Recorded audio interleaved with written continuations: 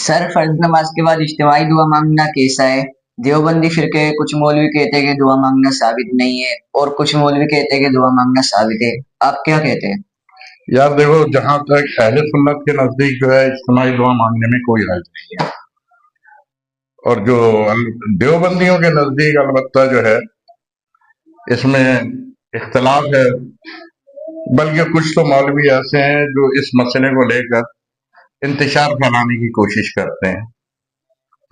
कराची का एक मुफ्ती है तारिक मसूद, उसको तो इस मसले पर इतना शिद्दत पसंद है कि वो इंतशार फैलाने की हर मुमकिन कोशिश कर रहा है। जबकि देवबंदी फिरका जो है ना, हमेशा से उसका ये वतीरा रहा है कि वो छोटे छोटे बातों पर उसमें फिरके बन जाते हैं। मौजूदा दौर में देखो तो देवबंदी हयाती फिरका है, देवबंदी ममाती फिरका है।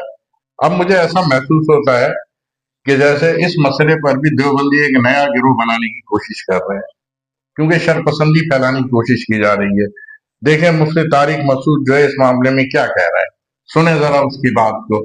देखो, मेरा मौक़िफ़ है कि मैं फ़र्ज़ नमाज के बाद इज्तिमाई दुआ को नहीं मानता। ये कहीं भी साबित नहीं है, ना कुरान में है, ना किसी सही हदीस में है, ना सहाबा का अमल है, ना फ़िक़्ह की किताबों में जो मुफ्ता भी कौल है कहीं भी नहीं लिखा, बल्कि इसके अगेंस्ट लिखा हुआ है। लड़कों को दलाइल देके ना तैयार करूँ और छोड़ूँ कि वो इमाम के ऊपर ना बिस्मिल्लाह अल्लाह को पढ़ के छोड़ दिया जा, और वो जाके इमाम को छेड़ रहा है।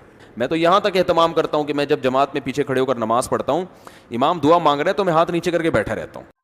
देखा आपने कि किस तरीके से ये शख्स जो है कह रहा है लौंडे लफाड़े तैयार करूंगा और फिर उसको मस्जिद में भेजूंगा, वो मस्जिद में जाके मस्जिद का तकद्दुस पामाल करेंगे, वहां बहस करेंगे, मुबाहिसा करेंगे।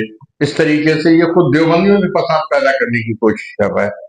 इसलिए कि देवबंद के दीगर मुफ्ती जो है, जैसे मुफ्ती आजम है इनके एक, वो कहते हैं कि भाई ये साबित है, और दीगर मुफ्ती कह रहे हैं साबित है। तो क्या ये खुद अपने देवबंदी मसाजिद में जाके इंतशार पैदा करेगा क्या? चलें आप सुने देवबंदी के दीगर मुफ्ती क्या कहते हैं इस मामले में।